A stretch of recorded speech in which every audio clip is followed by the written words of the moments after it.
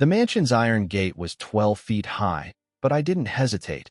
Not when I heard her screaming from the balcony, her small voice raw with terror, her lips blue from cold. So I climbed, my worn sneakers finding purchase on frozen stone, never knowing that her billionaire father was watching every desperate second on the security cameras, deciding whether I was a hero or a threat. My name is Carlos Ramirez. I'm 15 years old, and I deliver newspapers in the richest neighborhood in Riverside Heights because that's where people still pay for actual physical papers and tip during holidays. It was 11 p.m. on the coldest December night of the year, the kind of cold that bites through your secondhand jacket and makes your breath freeze in crystalline clouds. My mom's night shift at the hospital didn't end until 2 a.m., and I'd promised her I'd finish my route and be home by midnight. 67 houses, 67 driveways, 67 front porches that ranged from modest wealth to obscene displays of money. The Whitmore estate was always my last stop. Not because of geography, it was actually near the beginning of my route, but because I liked to save it. The mansion sat on 3 acres behind wrought iron gates, all lit up like a castle in those fairy tales my little sister Rosa loved. White stone, tall windows, perfectly manicured lawns even in winter. A fountain in the circular driveway that someone kept running even though it was freezing outside, the water illuminated by colored lights. I'd been delivering papers here for 8 months, and I'd never seen anyone. The paper went into a brass mailbox by the gate. Payment came through an automated system. It was like delivering to ghosts who happened to be billionaires. Tonight, I almost didn't notice her. I was shoving the paper into the mailbox, already thinking about the next house, when I heard it. A sound that didn't belong to the wind or the night or the normal sounds of a sleeping neighborhood. Screaming. High-pitched. Desperate. A child's scream. I froze, my hand still on the mailbox. The sound came again, and this time I could make out words. Help me. Please. Someone help. My head snapped up toward the mansion. On a second-floor balcony, barely visible in the shadows between decorative lights, was a small figure. A girl, maybe 8 or 9 years old, wearing what looked like a thin nightgown. She was gripping the balcony railing, her whole body shaking. Help, she screamed again. I'm locked out. I'm so cold. Please. I looked around. The street was empty. Every house dark except for the mansion's exterior lights. No cars. No people. Just me and a little girl freezing on a balcony. I grabbed my phone and dialed 911. 911. What's your emergency? There's a girl locked out on a balcony. The Whitmore estate on Riverside Heights Boulevard. She's freezing. She needs help. Is she injured? I don't know. She's stuck outside in the cold. She needs help now. We're dispatching officers and emergency services. Stay on the line. Don't approach the property. But I'd already hung up. Because I'd looked back at the balcony and seen the girl slump against the railing, her screams fading to weak cries. Because I knew that response time in this neighborhood was 10, maybe 15 minutes. Because I'd seen hypothermia before, my cousin Miguel had gotten caught in a winter storm hiking, and the paramedics said another 20 minutes would have killed him. This girl didn't have 15 minutes. The gate was locked. 12 feet of wrought iron with decorative spikes on top, and a security camera mounted on the stone pillar. I looked at that camera for a second, wondering if anyone was watching, if alarms were already blaring inside. Then I stopped wondering and started climbing. What would you do if you saw someone in danger, but helping meant breaking the law? Tell us in the comments. The iron was freezing against my bare hands, making my fingers stick and tear. My worn sneakers slipped on the decorative scrollwork. But I'd been climbing things my whole life. Fire escapes, chain-link fences, the tree behind our apartment building. Poverty teaches you to be resourceful. I made it over the gate and dropped onto the other side, landing hard on the frozen driveway. My ankle twisted, pain shooting up my leg, but I ignored it and ran toward the mansion. The front door would be locked. I knew that. But there was a trellis on the side of the house, covered in dead winter vines, leading up toward the balcony where the girl was. Hold on, I shouted up to her. I'm coming. Her face appeared over the railing, pale, terrified, her dark hair whipping in the wind. Hurry, please hurry. The trellis was old, decorative, never meant to hold weight. It creaked and groaned as I pulled myself up, testing each handhold before committing my weight. Below me, security lights suddenly blazed to life, flooding the mansion's exterior in harsh white light. Someone knew I was here, but I couldn't stop now. The girl was crying, her small body convulsing with shivers. I could see frost in her hair. "What's your name?" I called up, trying to keep her focused, keep her conscious. "El Lily," she chattered. "My name is El Lily." "Okay, Lily. I'm Carlos. I'm almost there. Just hold on." The trellis cracked under my weight. A wooden slat broke free, and I caught myself on another piece, my heart hammering. 10 more feet. 8. 6. I reached the balcony railing and pulled myself over, collapsing onto the stone surface beside Lily. Up close, she looked even worse. Her lips were blue, her skin pale and waxy, her thin nightgown soaked with something. Water? Sweat. "Hey, Lily. I've got you." I shrugged off my jacket, thin and worn but better than nothing, and wrapped it around her shoulders. She was so small, so cold, like holding ice shaped like a child. "The D door," she whispered. "It's L-locked." I came out to look at the stars, and the D door locked B behind me. I tried the balcony door. Locked solid. Through the glass, I could see a bedroom, princess pink walls, a canopy bed, toys scattered on plush carpet.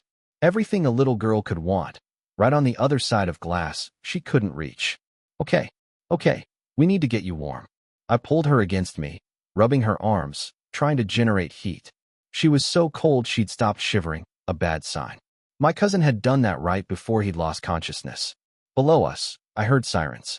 Help was coming. But would they get here in time? I looked at the locked door, then at the window beside it. Also locked, but glass could break. "Lily, cover your face," I said, pulling her against my chest. I picked up a decorative flower pot from the corner of the balcony and hurled it at the window. The glass exploded inward with a crash that seemed to echo across the entire estate. An alarm started wailing. Loud, piercing, impossible to ignore. But warm air rushed out from the bedroom, and that was all that mattered. I knocked out the remaining glass shards with the flower pot, then carefully climbed through, pulling Lily after me. The bedroom was warm, beautifully, perfectly warm. I grabbed a thick comforter from her bed and wrapped her in it. Then another blanket, then another, creating a cocoon around her small body. "Stay awake, Lily," I said, rubbing her hands, her arms, trying to get circulation back. "The ambulance is coming. Just stay awake." Her eyes fluttered. "UB broke my window." "Yeah, sorry about that." "It's okay," she whispered. "US saved me." Downstairs, I heard shouting. Heavy footsteps. The sirens were louder now, right outside. The bedroom door burst open. A man filled the doorway, tall, broad-shouldered, wearing an expensive suit despite the late hour. His dark hair was graying at the temples, his face sharp and angular, his eyes blazing with an emotion I couldn't read. Behind him, 2 security guards in black uniforms moved to flank him. This had to be the billionaire, Lily's father, and I'd just broken into his mansion and shattered his daughter's window. He looked at me, then at Lily wrapped in blankets, then at the broken window and the alarm still wailing. "Sir, we found him breaking in," one of the guards started. The man held up a hand, silencing him. His eyes never left mine. "What?" he said slowly, his voice controlled but dangerous. "Are you doing in my daughter's bedroom?" I stood slowly, keeping my hands visible, trying not to look threatening even though I was a 15-year-old kid in donated clothes who probably couldn't threaten anyone successfully. "Your daughter was locked out on the balcony," I said, my voice steadier than I felt. She was freezing. I called 911, but she didn't have time to wait, so I climbed up and broke the window to get her inside. The man's jaw tightened. He moved past me to Lily, dropping to his knees beside her. "Lily? Baby, are you okay?" "Daddy," Lily said, her voice small but getting stronger in the warmth. I went outside to look at stars. Door locked. "Carlos saved me." "You went outside?" His voice cracked. "Lily, it's 15 degrees out there. You could have." He stopped, seeming to realize he was about to say something terrifying in front of his daughter. Instead, he pulled her close, blankets and all. "You're okay. You're safe now." Paramedics rushed into the room, summoned by the guards.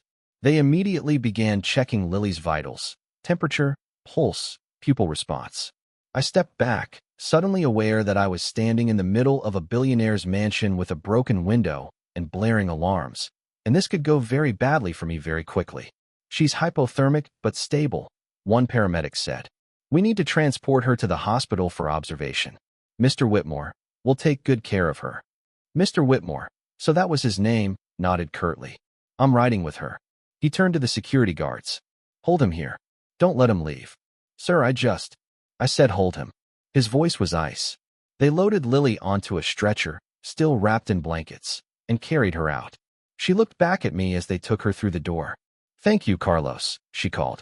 Then she was gone, and I was alone with two security guards who looked like they were deciding whether I was a hero or a criminal. One of them, tall, bald, with the build of a former linebacker, gestured to a chair. Sit down, kid. Am I being arrested? That depends on Mr. Whitmore. Until then, you're staying right here. I sat. My hands were starting to sting now that the adrenaline was fading. Cuts from the iron gate, splinters from the trellis, small lacerations from broken glass. My jacket was still on the balcony. I was cold and scared and wondering if saving a life could somehow still get me in trouble. The other guard, shorter, stocky, with kind eyes that didn't match his intimidating presence, handed me a first aid kit. Clean up those hands. You're bleeding on the carpet. Sorry, I muttered, opening the kit. Don't be sorry. You did something brave. He glanced at his partner, who frowned but didn't disagree. Stupid, but brave. She was dying, I said, dabbing antiseptic on my palms and wincing. I couldn't just stand there. Most people would have. Then most people are wrong. The guards exchanged a look. The kind one, his name tag said Morrison, sat down across from me. What's your name, kid? Carlos Ramirez. I deliver newspapers. I was finishing my route when I heard her screaming. So you climbed a 12-foot gate, scaled a trellis, and broke a window. Yes, sir. You know that's breaking and entering? Destruction of property. I know. But she didn't have time for me to worry about that. Morrison nodded slowly. How old are you? 15. Where are your parents? My mom's working the night shift at Mercy Hospital. She's a nurse's aide. My dad. I hesitated. He's not around. Does your mom know you're here? No, sir. She thinks I'm finishing my route and going home. Morrison pulled out his phone. Give me her number. She needs to know what's happening. I rattled off my mom's number, my stomach twisting. She'd be worried. Scared. Probably angry that I'd done something risky. But she'd also understand. She'd taught me to help people, to do the right thing even when it was hard. The next 3 hours were a blur. The police arrived and took my statement, 3 times, from 3 different officers. They photographed my injuries, collected my clothes as evidence, gave me a Whitmore Estate security uniform shirt to wear since mine was torn and bloody.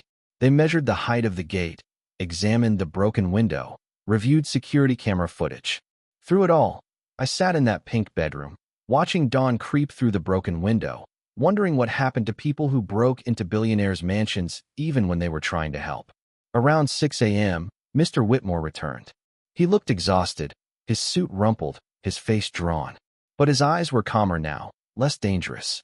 He dismissed the police and security guards with a gesture, then sat down across from me. Lily's going to be fine, he said. Mild hypothermia. Another 20 minutes outside and... He swallowed hard. The doctors said you saved her life. I'm glad she's okay. Why did you do it? Mr. Whitmore leaned forward, studying me intently. You could have just called 911 and left. No one would have blamed you. Instead, you broke into my property, risked falling, risked arrest. What? I thought about how to answer. About all the complicated reasons. My cousin Miguel, my mom's lessons about helping people, the way Lily's desperate screams had cut through everything else. But in the end, the truth was simple. Because she needed help, I said. And I could help her. That's all. Mr. Whitmore was quiet for a long time, his eyes never leaving my face. Then he stood up. Come with me, he said. We need to talk.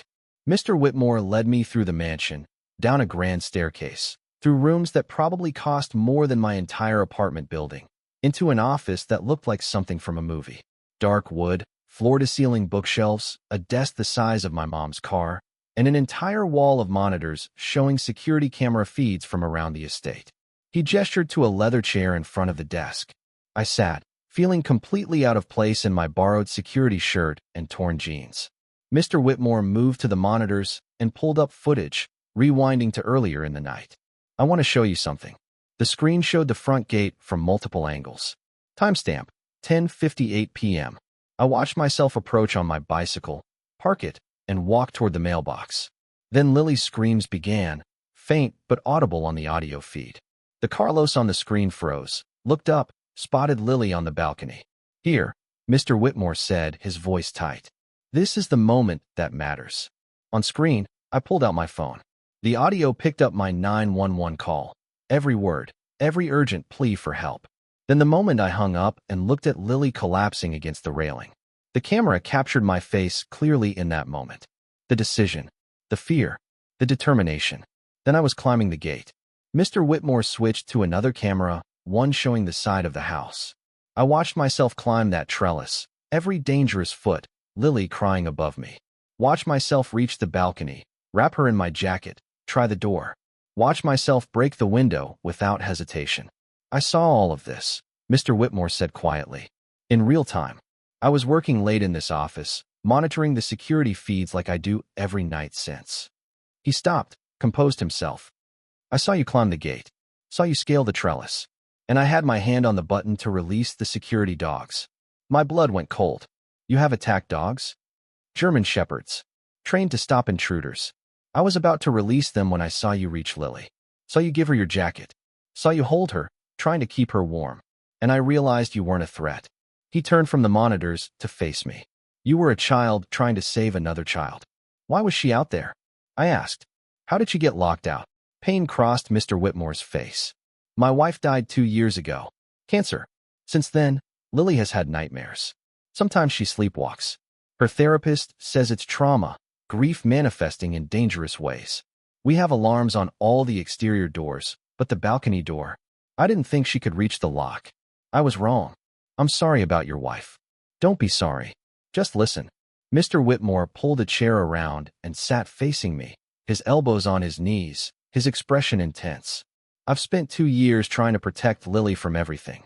I have security systems, cameras, guards, alarms. I have the best therapists, the best doctors, the best of everything money can buy. And tonight, none of it mattered. None of it saved her." He gestured to the monitors. "But you did. A 15-year-old newspaper delivery boy with cuts on his hands and holes in his shoes.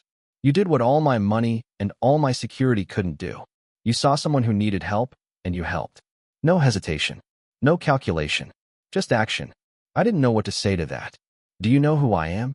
Mr. Whitmore asked. "What I do?" "You're rich," I said honestly. "That's all I know." He smiled, but it was sad. "I'm Richard Whitmore. I own Whitmore Industries. We manufacture medical devices. Heart monitors, ventilators, surgical equipment. The company is worth about $4 billion. I've spent my entire adult life building it, convinced that success meant making money, expanding market share, beating competitors." He stood and walked to the window, looking out at his manicured lawn, his fountain, his empire. "But tonight, watching you risk everything to save my daughter, I realized something. Success isn't what I thought it was. It's not the money or the mansion or the business empire. It's—" He turned back to me, and his eyes were wet. "It's being the kind of person who climbs a gate when someone screams for help.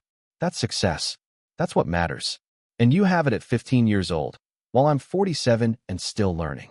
Have you ever witnessed someone sacrifice everything to help a stranger? Share your story below." Mr. Whitmore. "Richard.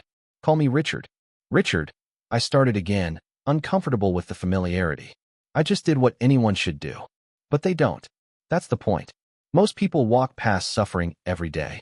They see problems and they look away because it's easier, safer, more convenient. But you didn't." "What?" "I thought about my mom, working double shifts to keep Rosa and me fed. About the way our neighbors shared food when someone was struggling. About the community I came from, where people had nothing but gave everything. Where I'm from," I said slowly, "people help each other because we have to. Because if we don't, nobody will. My mom always says that being poor doesn't mean being powerless. It means being responsible for the people around you, because you know what it's like to need help." Richard nodded slowly. "Your mother is a wise woman. I'd like to meet her. She's probably freaking out right now. The guard called her hours ago. Can I call her? Let her know I'm okay?" "Of course." Richard handed me his personal cell phone.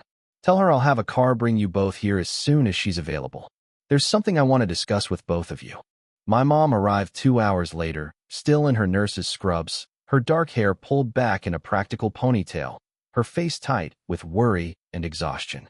Morrison, the kind security guard, escorted her to Richard's office, where I'd been waiting, eating breakfast that the mansion's chef had prepared.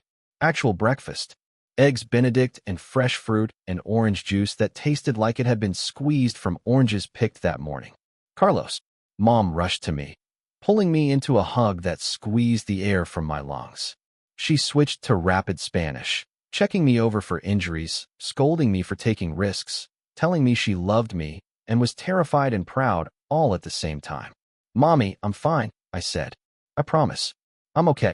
She cupped my face in her hands, searching my eyes. Then she turned to Richard, and her expression shifted from worried mother to protective lioness. Mr. Whitmore, thank you for having Carlos looked at by the police and not pressing charges. We don't have much, but if there are damages for the window or... Mrs. Ramirez, please sit down. Richard gestured to the chairs. There will be no charges. And I'm not interested in payment for damages. I'm interested in thanking your son for saving my daughter's life. Mom sat slowly, her hand finding mine. The guard told me what happened. Carlos, you climbed a gate? Broke a window. I called 911 first, I said defensively. But she didn't have time, Mommy. She was turning blue. Mom closed her eyes, and I saw her fighting between pride and terror. You could have fallen. You could have been arrested. You could have. But he wasn't, Richard interrupted gently. He was brave and selfless, and everything I hope my own daughter grows up to be. Mrs. Ramirez, your son is remarkable. I know that, Mom said firmly. But being remarkable doesn't pay bills or keep him safe. No, it doesn't. Richard leaned back in his chair, which is why I want to make you both an offer. But first, I need to understand your situation. You're a nurse's aide at Mercy Hospital. Yes, night shift, for days a week. Sometimes I pick up extra shifts when we need. She stopped, pride keeping her from admitting we needed extra money, almost always. And you're raising Carlos and another child alone? My daughter, Rosa. She's 9. Carlos is the man of the family. She squeezed my hand. He helps with Rosa, delivers papers, keeps his grades up. He's a good boy. He's an extraordinary boy. Richard opened a folder on his desk. Mrs. Ramirez, I've spent the last 2 hours making phone calls. I spoke to your supervisor at the hospital. She says you're one of the best aides they have, reliable, compassionate, skilled. She also says you've been studying for your RN certification but can't afford to take time off work for the full program. Mom's face flushed. That's not. I don't know why she told you that. Because I asked. I wanted to understand who raised a child like Carlos. Richard slid a document across the desk. I'm offering you a position as a private nurse for my daughter. Full-time, day shift, weekends off. Salary of $120,000 per year plus benefits, health insurance, dental, vision, retirement matching. The position includes housing in the guest house on my property, which has 3 bedrooms, a full kitchen, and is fully furnished. Mom stared at the document like it might bite her. That's not possible. It's very possible. Lily needs someone who understands trauma, who can monitor her health, who can be present when she has nightmares or episodes. You're exactly who we need. Mr. Whitmore, I appreciate the offer, but I can't accept charity. It's not charity, Richard said firmly. It's a job, one you're qualified for, and one I desperately need filled. Lily's current nurse is retiring, and I've been searching for a replacement. Your son saved my daughter's life. The least I can do is offer his mother a position she's overqualified for. Mom looked at me, her eyes searching. I could see the war happening inside her. Pride versus practicality, independence versus opportunity. And Carlos? She asked. Rosa? What about their schools? Carlos would attend Riverside Preparatory Academy on a full scholarship I'm establishing in his name. It's one of the best schools in the state. Rosa would attend their elementary program, also on scholarship. Both would have tutoring support, extracurriculars, everything they need to succeed. This is too much, Mom whispered. We can't accept all this. Mrs. Ramirez. Richard's voice was gentle but insistent. My daughter is alive because your son didn't hesitate to help a stranger. He gave her his jacket when he was cold. He broke through a window when she was dying. He called 911 and then didn't wait for someone else to fix the problem. That kind of character, that kind of heart, doesn't happen by accident. It happens because someone taught him. And that someone is you. Tears were streaming down Mom's face now. My children are good kids. But we don't need your charity. Then don't think of it as charity. Think of it as an investment. Richard pulled out another document. I'm also establishing a college fund for both Carlos and Rosa. Full tuition, room and board, expenses for any accredited university they choose. Because I believe that character like theirs should be nurtured, not crushed by poverty. Why? Mom asked, her voice breaking. Why are you doing all this? Because I watched your son risk his life for my daughter on security cameras. Richard's voice was thick with emotion. Because I realized that all my money means nothing if I don't use it to help people like you. People who give everything and ask for nothing. Because your family represents everything I want my daughter to learn about being human. Richard stood and walked to the window again, his back to us. When my wife was dying, she made me promise something. She said, Richard, don't let your money make you blind. Don't let success make you forget what matters. I thought I understood, but I didn't. Not until I saw a 15-year-old boy climb my gate with bleeding hands to save a child he'd never met. He turned back to us. I'm not offering you charity. I'm offering you what you've earned through your character, your work ethic, and your son's courage. Please, let me do this. Let me honor what your family represents. Mom looked at me again. I saw the hope fighting with fear in her eyes. Hope for a better life, better schools, better opportunities. Fear of losing our independence, of accepting something that felt too big, too impossible. Mommy, I said quietly, Rosa could have her own room. You wouldn't have to work night shifts anymore. You could finish your RN certification. You want this? She asked. I thought about our cramped apartment, the way Rosa shared a room with Mom while I slept on the couch. The way Mom came home exhausted from night shifts and still made us breakfast. The way we counted pennies and made do and survived, always just survived, never thrived. I want you to be happy, I said. I want Rosa to have chances. I want us to stop worrying about money every single day. If Mr. Whitmore is offering that, and if you have to work for it, isn't that okay? Mom wiped her eyes and looked at Richard. If I accept this, I work. I earn my pay. You don't go easy on me because of what Carlos did. I wouldn't dare, Richard said with a small smile. From what your supervisor told me, you'd probably quit if I tried. And Carlos keeps delivering papers if he wants to. He keeps his independence. Of course. And if this doesn't work out, if we're not a good fit, we leave without drama or guilt. Agreed. Mom took a shaky breath. Then yes. We accept. And thank you. Thank you so much. Richard extended his hand, and Mom shook it. Then he turned to me. Carlos, there's one more thing. I'd like you to meet someone. Richard led us upstairs to a different wing of the mansion, where sunlight streamed through tall windows and everything smelled like lavender and clean cotton. He knocked gently on a door painted with butterflies and stars. Lily, you have visitors. The door opened, and Lily appeared, looking completely transformed from the frozen, terrified child I'd saved. She wore pink pajamas with unicorns on them. Her dark hair was brushed and shiny, and her cheeks had color again. A woman in nurse's scrubs, the retiring nurse, I guessed, stood behind her. Carlos. Lily's face lit up. She ran forward and hugged me around the waist. You came back. Hey, Lily. How are you feeling? Much better. The doctor said I was very lucky. They said you saved my life. She looked up at me with huge brown eyes. Thank you for climbing the gate and breaking my window and giving me your jacket. You're welcome. I'm glad you're okay. Daddy says you're going to live here now. In the guest house. Is that true? I looked at Mom, who nodded. Yeah, I guess we are. Good. Lily squeezed me tighter. Then we can be friends. I don't have any friends. Daddy keeps me home because he's worried about me. But now I'll have you and Rosa. Daddy told me about your sister. I've always wanted a sister. My heart ached for this little girl who had everything money could buy, but was lonely in her mansion. Rosa would love to meet you, I said. She's 9. She's obsessed with unicorns and art and making up stories. I love stories. Lily released me and grabbed my hand. Come see my room. I want to show you all my books. She pulled me into her bedroom, the same room where I'd wrapped her in blankets hours ago. The broken window had already been boarded up, and a glass repair company was scheduled for later today, Richard explained. The room was like something from a catalog, elaborate dollhouse, shelves of books, a dress-up corner with costumes, art supplies organized in clear containers. But I noticed other things too. The night light by her bed, the baby monitor on the dresser, the pictures of a beautiful woman with Lily's eyes, her mother, scattered throughout the room.